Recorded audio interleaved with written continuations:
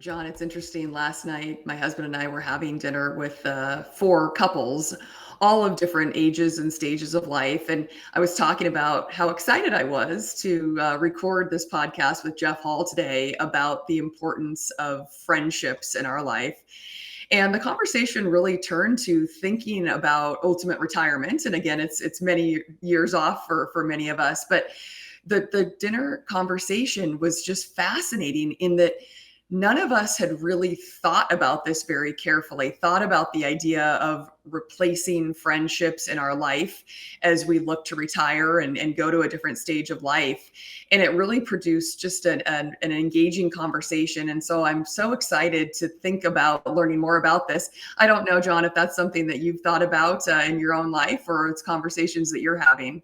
Well, especially in some of the more recent research we've been doing, Julie, about retirees and not just friends, but what we'll call networks. Like, where do we find the network of friendships or activities or places that replaces what we might have done for a living, let's say for 10, 20, 30 years in the workplace? So as we transition between known networks and ones that we can't see so well, at least in the short term, how do we think about these things? And that's why I think it was so great that we could have Jeff Hall with us to talk about specifically networks and really how to rebuild networks and how to engage them as we age. So, Julie, why don't you share with our audience a little bit about our guest, Jeff Hall?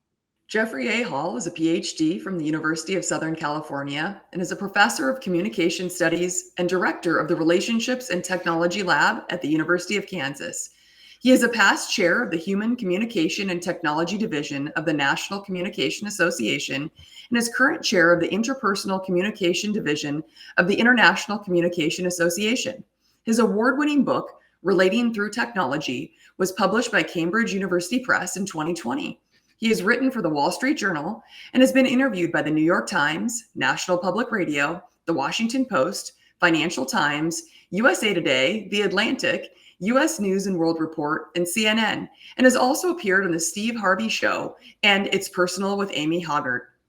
So, Julie, let's bring everyone in and have them join us in this conversation with Dr. Hall about how to help clients envision what their friendship networks will look like in retirement. Hi, I'm John. And I'm Julie. We're the hosts of the Hartford Fund's Human-Centric Investing Podcast. Every other week, we're talking with inspiring thought leaders to hear their best ideas for how you can transform your relationships with your clients. Let's go. Jeff, welcome to our Human-Centric Investing Podcast today. We're so excited to have a great conversation with you. I'm glad to be here. Thank you. Well, Jeff, on today's podcast, we want to talk about helping clients envision their future networks, what life will look like down the road. And I think when we talk about major milestone events, I know oftentimes Julie and I are talking about retirement, birth of a grandchild, something, usually the positives, because nobody wants to start off with the negatives. But it seems there's a balance, right? Because sometimes folks may look at milestone events with trepidation, like there's a loss of something. I'll be losing my job, maybe my status with my job, but and I'm thinking about gaining other things. How do you, in the context of networks and friends, how do we use friends and how should we help clients begin to envision not just the positives, also potential negatives and vice versa?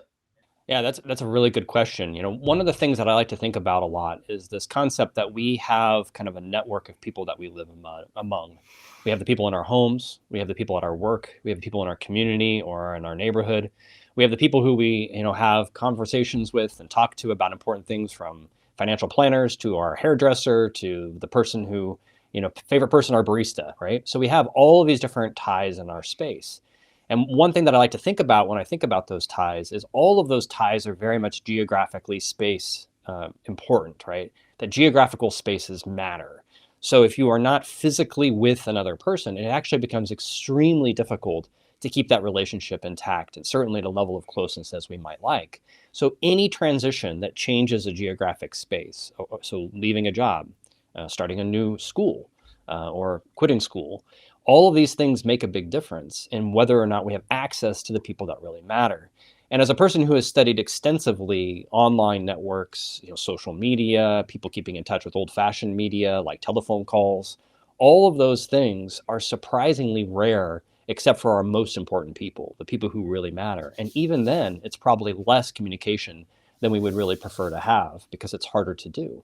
So the big question that I think I would ask myself whenever making these big life decisions is think to myself, what's now going to be missing or what's added? So, Jeff, I have a follow-up question to that. Lots of times we get questions about whether online is equivalent to in person, right? And I guess I'm a little bit old-fashioned because I just feel like something magic happens when people come together. But when we talk about these networks that you mentioned, are there appreciable differences? And I know it's hard to sum it up in like 2 minutes, but are there differences between online and in person or not? Definitely. There are definitely differences. The first thing I'd say is you're actually not old fashioned. One of the things I'm very excited about is young adults are talking more about going kind of analog, going back to having a flip phone, trying to spend more time with people in person, less time on social media. There is a strong analog movement out there amongst young adults. So guess what? You're not old fashioned, you're newfangled. You're at the cutting edge. And Checks I in the mail, personally, Jeff. that's right, that's right. The funny thing is, I personally am thrilled to know that this is happening. I think that it is exactly the kind of counterbalance we need to push back against a rising climate of interiority, a focus on self, a focus on media, because all of those things are not as satisfying as having close face-to-face relationships. There are several recent studies, including one that I published, that say it's just not sufficient for getting our needs met in the same way that a face-to-face contact is. And that there's a ladder, right? That things like phone calls are pretty high in that ladder because you get a one-on-one conversation, typically with someone who you care about. And then at the bottom rung of that ladder is like social media contact, which is barely better than being alone. So I think the thing that we really have to keep in mind about all of this is that how you communicate makes a big difference on whether or not you're able to maintain meaningful connections with one another. And it's just the facts that when it comes to online communication, again, or mediated communication like the telephone, it requires so much more planning, so much more intentionality, so much more of those kind of things, which prevent it from happening in a meaningful way than does face-to-face contact with people who are in our geographically close space. And that's why I spend a lot of my energy and time thinking about how spaces really matter for our well-being. Jeff, and by the way, I'm going to hold my smartphone very tight because I'm not trading it in for a flip phone anytime soon because of the efficiencies it gives me. But anyway, you're making me nervous there.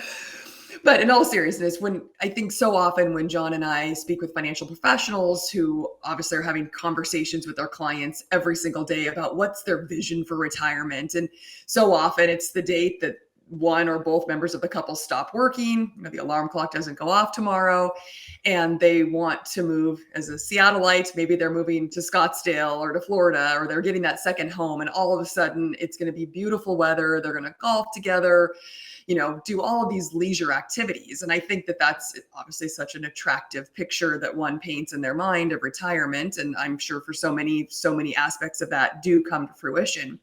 But from your perspective, what are some of the pitfalls to this amazing sunny destination plan when it comes to social engagement? If you're thinking about that aspect, which I don't think many are, could you share with us some of those thoughts that maybe could arm financial professionals to sort of ask some questions or engage in this conversation as their clients are saying, oh, we're about to make an offer on this home in this beautiful sunny location?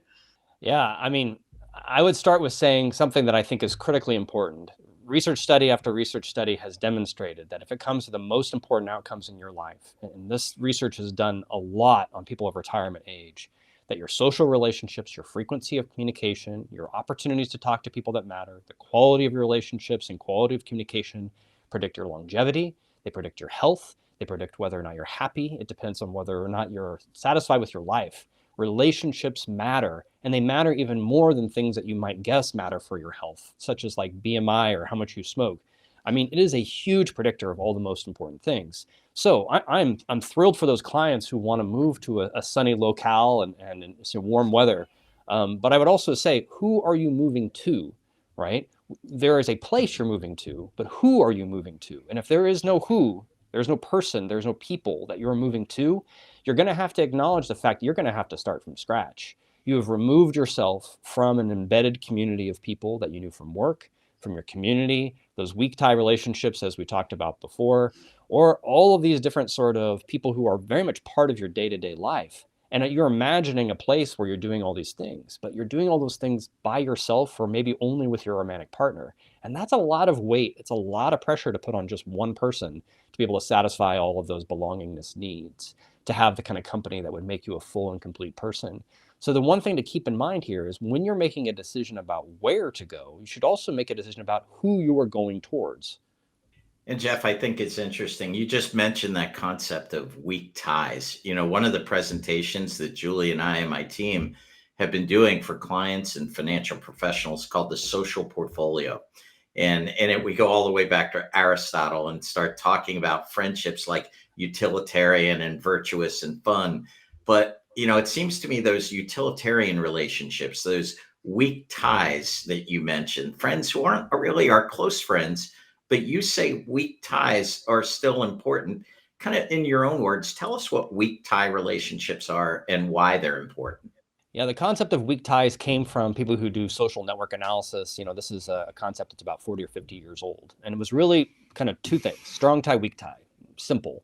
Strong ties are your friends and family, your children, your parents, and then or in your closest friends, of course. But also your weak ties are everybody else: strangers, acquaintances, people that you get to know. I tend to actually make a little more nuance there. One of the things I think about there is the idea that you have a community of people and then you have individual people who you're close to that are part of your kind of day-to-day life. The difference there is when you are part of, for example, a religious community, if you're part of a softball team community, when you're part of like a planning committee community around something that you care about, you don't really know those people terribly well, except for in the context of the thing that you do together. What we know about those kind of community ties is that they're terrific for the fact that you are going to see these people some more. You're going to see them around town. You're going to see them at your kids' events. You're going to see them at other celebrations, but also, funerals and things like that. They are part of who your community is. And investing in those spaces allow for you to feel, nourished, allow you to feel belongingness, a sense of connection to your community. And I think they're very valuable. The other set of weak tie relationships, which usually researchers who look at this attend to, are things such as your favorite grocer. So if you want to pick a grocery store line because that's where someone who you like to go check out and see how they're doing is there.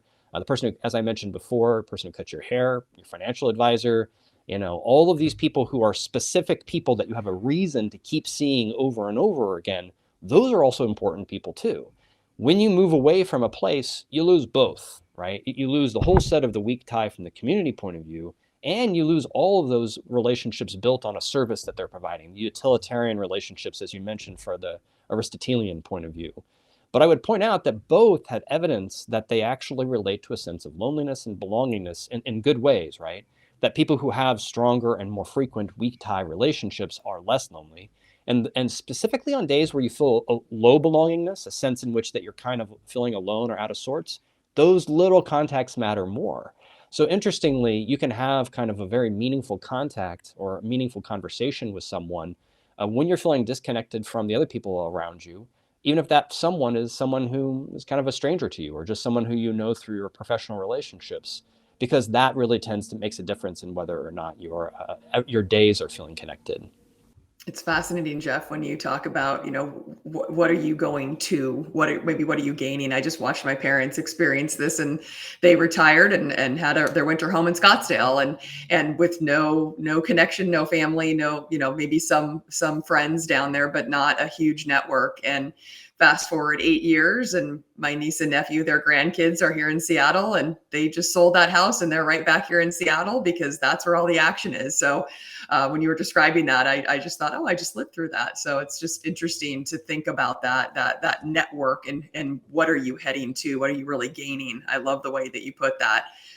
I'm curious, as we get older, what are your thoughts on making new friends sort of from scratch? Is it easier because we have more life experience and more depth and more things to talk about? Is it more challenging because it's sort of like we've been there, done that?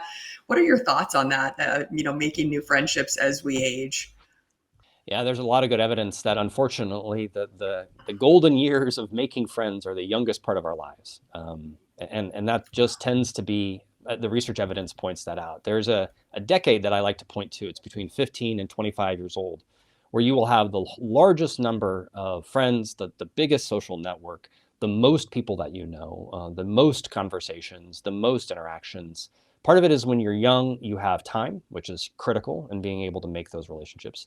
Some of it is a self-development issue. So there's some developmental theorists that say that period of life is really about building a sense of identity of who you are. So you're trying on different identities through your romantic relationships, through your friendships, through your whether your career is changing or your education is changing, you're figuring out who you are. But the last part is you're also not deeply embedded in relationships already, with the exception of your home that you came from, which a lot of young adults actually separate themselves emotionally from that home. You're actually very open to meeting new people and being available to all these new people that you meet, which is different than other times of your life where you have perhaps a romantic partner, children, a stable job, or some sort of sense of identity in a community, which means that you're not as open really to meeting new people. So older, I would say middle-aged adults complain often and very, very vigorously about how hard it is to make friends as an adult. It is hard. There are fewer people around. Most people do not have the time to spare, and they're really not at a point of their development where they're interested in trying to find a new identity or develop a new relationship. Now that does change a bit at retirement, but it still requires the same kind of composite of characteristics or variables, if you will, that makes a difference. You have to have people who are open to meeting you with the time to do so and a place to meet them. So if you are not going to places, if you're not with people who are open to meeting you or open to developing friendships, and you actually don't find people who are similar to you or share characteristics of you in order to deepen that relationship, it's still very difficult to develop a relationship at retirement, even if you have the time. So, Jeff, as I think about what you just commented on, it makes me think of the research I've read around this concept of everyone needs a third place, right? So, Yeah. one of the things I've been talking to retirees about is the importance of a third place, because on the transitions you talked about earlier in life, it seems like there's a place waiting to catch us with new relationships. I'm going to go to a college, a university, or the military, a whole bunch of new people that I'll be around. I'm going to go to my first job or a new job all the way through life. When I get to retirement, how important do you think it is for retirees to think concretely, and maybe even for financial professionals to begin to encourage people towards seeking what a third place is? And maybe for everyone listening, explain what a third place is. And then my question is, can we have fourth, fifth, and sixth places as well? I would be happy to. So I'll make this as succinct as possible. I mean, one thing to think about is I love the idea of a third place because it's basically a place you hang out. Like if there is a place that you can hang out, it is a third place. So there was even early thinking that a third place might be a place online, right? A place that you can hang out online and meet new people as well. So it doesn't even have to be physical, but a third place can be a bar, it can be a VFW hall, it can be a church, it can be a synagogue, it can be a place where you volunteer. So it's basically a place where you go to hang out.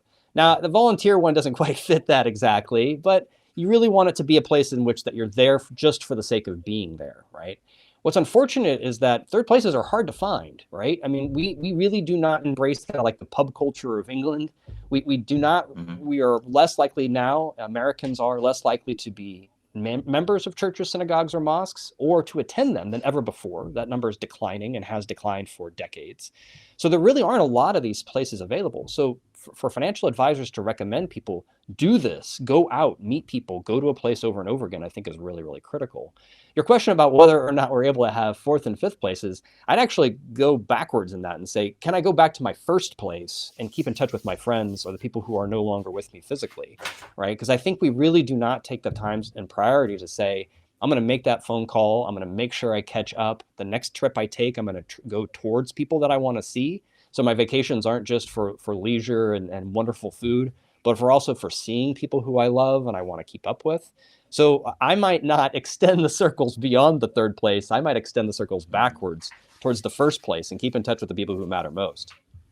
If we think about arming financial professionals that are listening today with some tools, maybe to use with their clients who are thinking about retiring, are there any topics or themes or questions that they might start asking their clients that specifically start to address the thought of losing their work friendships as they retire. I just think it's such an interesting and fascinating concept. And I'm confident that these are conversations that financial professionals are having every day, but probably don't necessarily have the exact tools to help clients start to paint that clear picture for this next phase of life without those work friends and networks.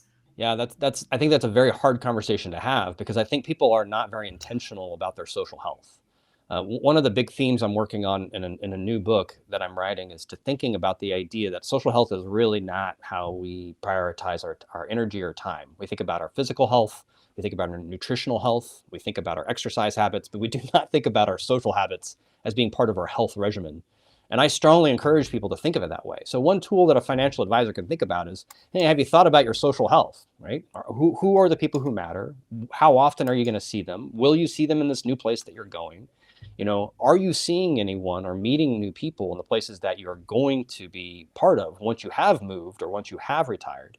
I think your point about the workplace is also critical. A recent study actually found that for people with a college education, that is the number one place where they actually meet close friends after they leave college, right?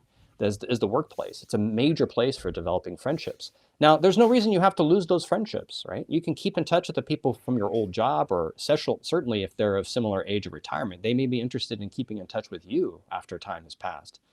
So I think what's important to think about is, when we think about our social health, it's really important to think, who are the people who I have access to? How can I continue to keep my presence physically, in that sense of physically present with another person? And if I can't keep that physical presence with another person, can I do so electronically? Can I keep in touch with them by the phone? Can I keep in touch with them through ways of visiting them in the future, but in between sending texts and otherwise to keep in touch? Because I think if we don't think about our social health, no one's going to think about it for us.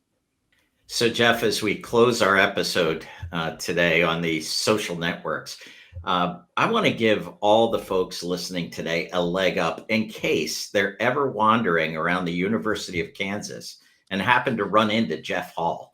We want to know a little bit more about you, maybe to start some of those conversations. So we have what we call the lightning round. All right, I'm glad, because I'm going to let Julie kick us off. We're going to hit you with a bunch of questions, and we want that first thought off the top of your mind. So Julie, go ahead. All right.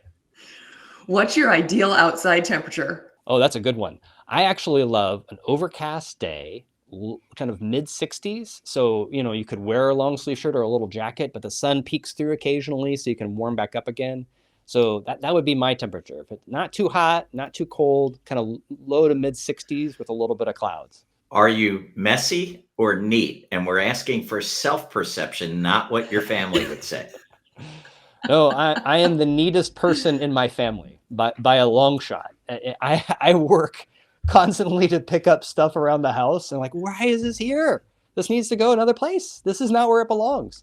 So my kids have to get accustomed to the idea that I'm take it somewhere else. It doesn't belong here, because my standards of neatness is in a constant battle of the chaos of my home. So to follow up to that, do you prefer a paper to-do list or a digital one? So you said earlier that you are old school, John. So check out. You want to see how old school I am? I have a paper to-do list on used paper that I staple together myself. So what's crazy about that is I've been using that system for, I don't even know when I started. I think maybe graduate school. But it's like I'm recycling the paper, which makes me feel like I can tear it up and use it. So I can just draw notes on it and throw it away without feeling like I'm wasting paper. But I also like it because it gets to stay on the dang desk. It's not something I have to see every time I pick up my phone or be beeped or reminded about. I got enough of that already. I need my to-do list somewhere else. Absolutely Is nothing it wrong with that, Jeff. It's so the lines, drawing the line across the top, so satisfying. Throwing away the that's top what I was going to say. Things are done. So nice.